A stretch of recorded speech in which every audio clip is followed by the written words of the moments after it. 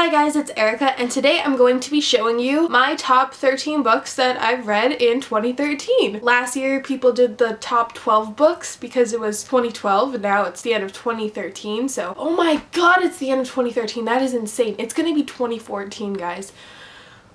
But yeah, so I'm gonna do the top 13 books of this year because that just makes sense. They're in no particular order. I just kind of randomly grabbed them and just threw them all together. So yes, let's get started. First, we have Death Watch by Ari Burke. This is the first book in the Undertaken trilogy. I really enjoyed this book. It was such a good ghost story and it was so well done. I really enjoyed this book mainly because of the characters and the world building. The world building was so incredible. It's such a good book. Just read it. Next, I have Below by Ryan Lockwood, and I just finished reading this book the other day and it was freaking awesome. If you're looking for an awesome, crazy, adventurous book with killer squid, this is the book for you. Not only that, but it was just really fun. I love books like these because they're just page turners and I cannot put them down. Next, we have Memoirs of a Geisha by Arthur Golden. This is just one of the most beautiful, amazingly written books I've ever read. Oh, it's just so well done. It is fiction. A lot of people think it's nonfiction. It's not. It's really good. Read it. And the movie is also really awesome. Watch it. Next, we have A Dirty Job by Christopher Moore. Never have I read a book that was just so entertaining and so funny. I cracked up laughing, and I never do that reading books. I mean, it's not like I read a lot of funny books, but I mean, I decided to, and I was laughing a lot in this book, and I just really enjoyed it. It's about this guy who has to become death, pretty much, and it's just really funny. You should read it because it will make your day better. Maybe. Next, we have Angels and Demons by Dan Brown.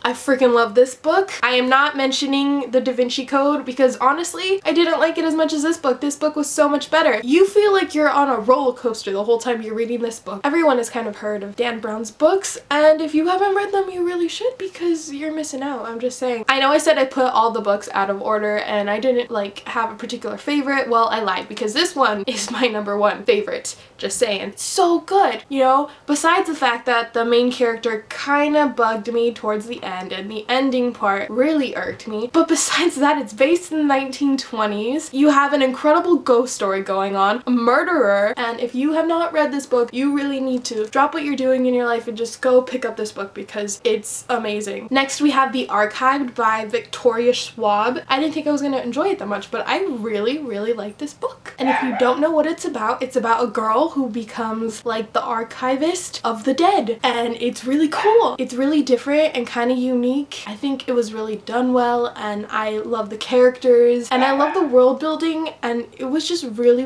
good. Next, we have Peter and the Starcatchers by Dave Barry and Ridley Pearson. Now, I just read this book the other day as well. Oh my gosh, this is such a good book. I couldn't put it down. It was just such a good retelling, and the way it was done was so well done, and I really liked it. I was really happy reading this book for some reason. I don't know. Maybe it's because pirates are in it, and we all know how I am about pirates. Next, we have Bloody Jack by L.A. Meyer, and this is the first book in a really long series. I need to continue this. I plan to. It was so good. And I love pirates, and I get so excited when I talk about pirates, and I don't know why.